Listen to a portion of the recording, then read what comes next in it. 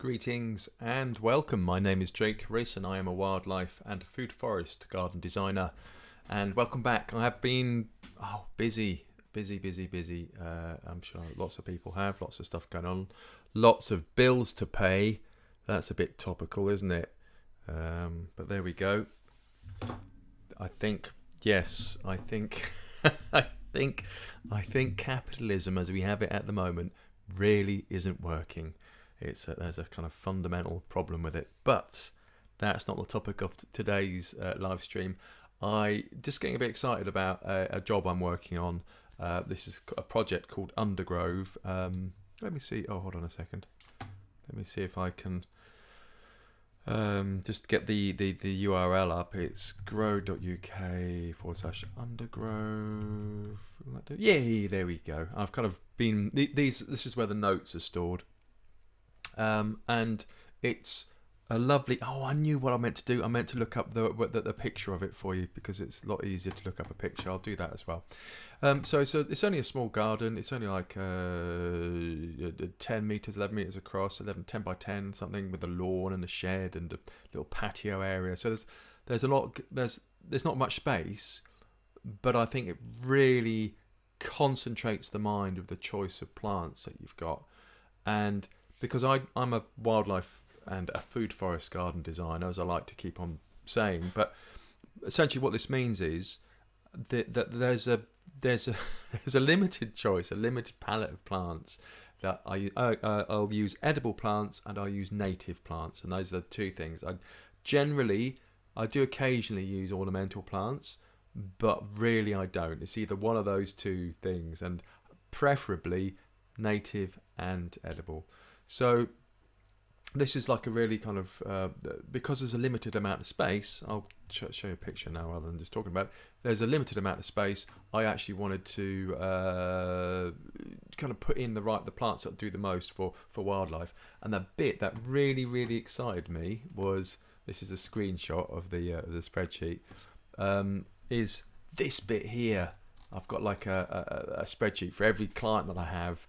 I do a spreadsheet of the plants that I'm using. So the client's got a reference list for it, and they know what the plant is and what it's doing, and if it's a native or not, and also how many insects it supports and what insects there are. So there's a very kind of an interesting column I always add for the plants, and it's the hosts.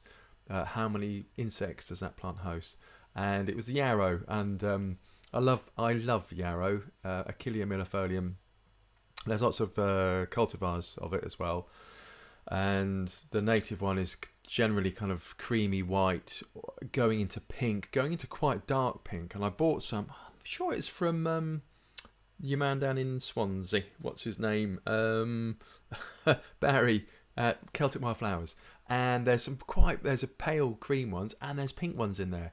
And it's just like, wow, this is it's quite fun, just not quite knowing what you're going to get.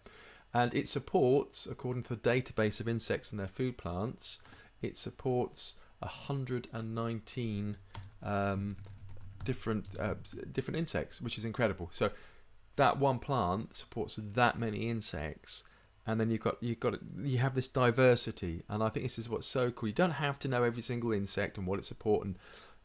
And what which exact insect it is, but what the idea is to have a diversity of habitat and a diversity of species, of native species. Those are the two things that we're after: diversity of habitat and a diversity of species. So insects and their food plants.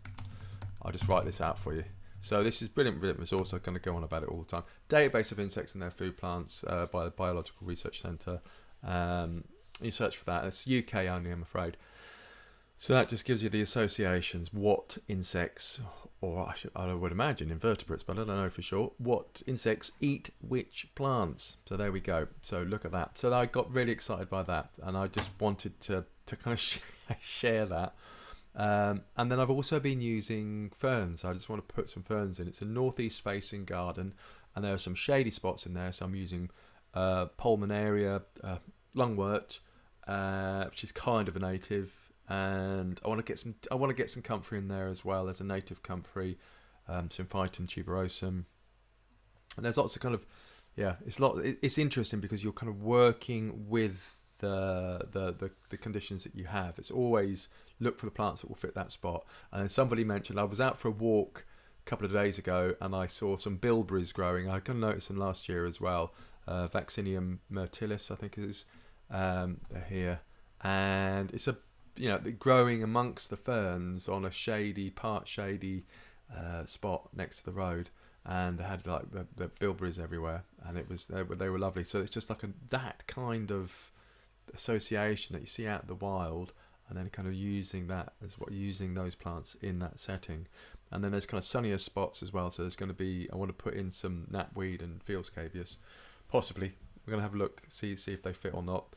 But I'm also putting in daylilies, which are non-native, and putting in some hostas as well because they're edible. I've got an area where apples are going into raised beds, and I don't want to put any annual vegetables or anything that demands digging up. So I want to put hostas along that row where the apples are in the raised beds, so that you're not kind of disturbing the roots of the apples, because trees will send up feeder roots which kind of essentially pointing upwards, and if you start messing with that top layer of soil, that can be quite damaging. So it's kind of no dig on that particular part. So that's good. That's kind of exciting as well. I want to put Solomon's seal in, which is a native, and the ferns are just really, really cool. I'm just kind of really excited about them, and they're really standard ferns. That's scaly male fern, shield fern, and hart's tongue.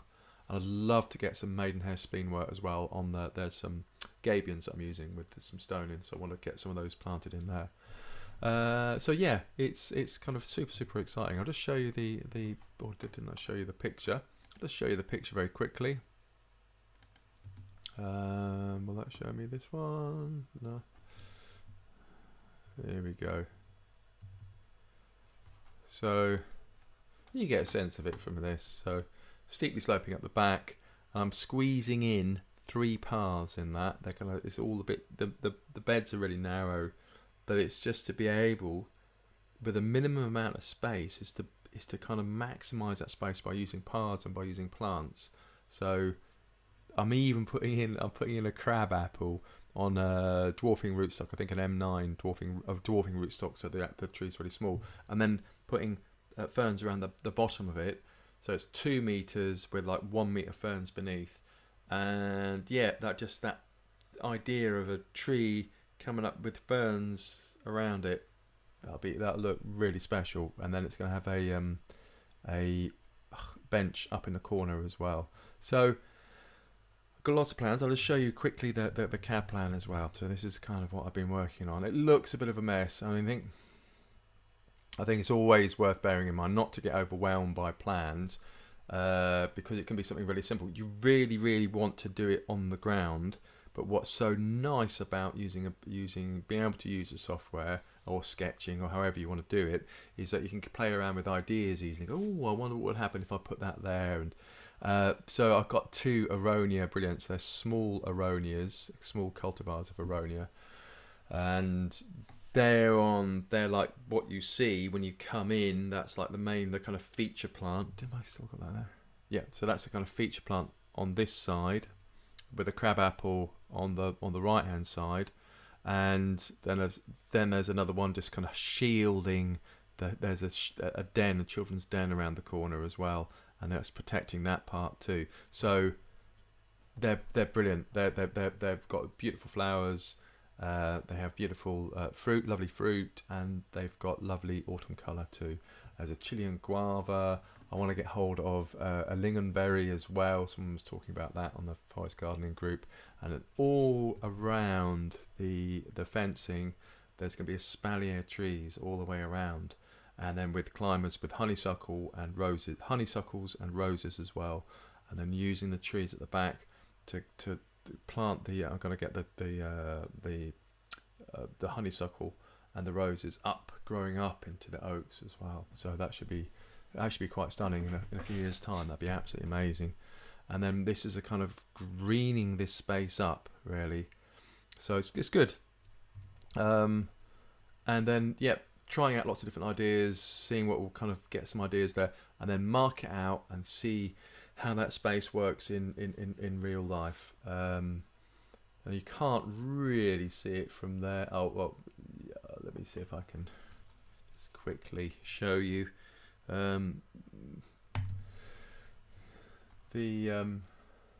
It's good actually. There's a fantastic bit of this QCAD is a fantastic bit of software. This is what I'm using. So you can see this is the basic shape for the axis, and it's great to be able to experiment with different shapes and different kind of widths to get an idea, and then measure it out. Always measure it out in real life on the ground. But you get the kind of general idea. There's 2 corners. You go up to 2 each of the corners. There's a main path goes that way, and then there's 2 kind of access paths, one at the back and then one down here by the wall.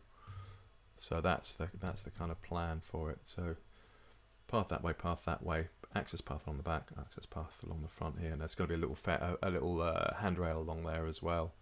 So that's great. So I'm kind of really excited with that. Okay, I could talk for hours about plants and things. I better go on and actually kind of find places for them. And I'm going to check over. There's a Garden Wild spreadsheet as well. Garden Wild spreadsheet, and have a look at that. That's got loads of native plants in it. This is a spreadsheet I've created for myself, and it has links to Plants for a Future and also to the BRC Biological Research Centre Plant Atlas as well. So this is my own kind of my introduction into using native plants, and this is so I kind of started off a spreadsheet.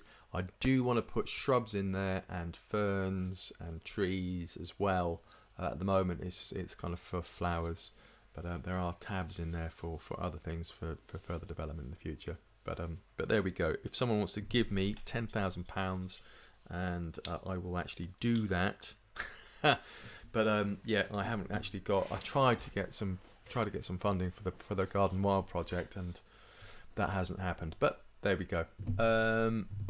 There we have it. I hope that's interesting, and I shall see you again soon, and more often than I have been live streaming. So I hope to be doing more. Okay, thanks for watching, and see you again. Cheers and bye. And where's the off key?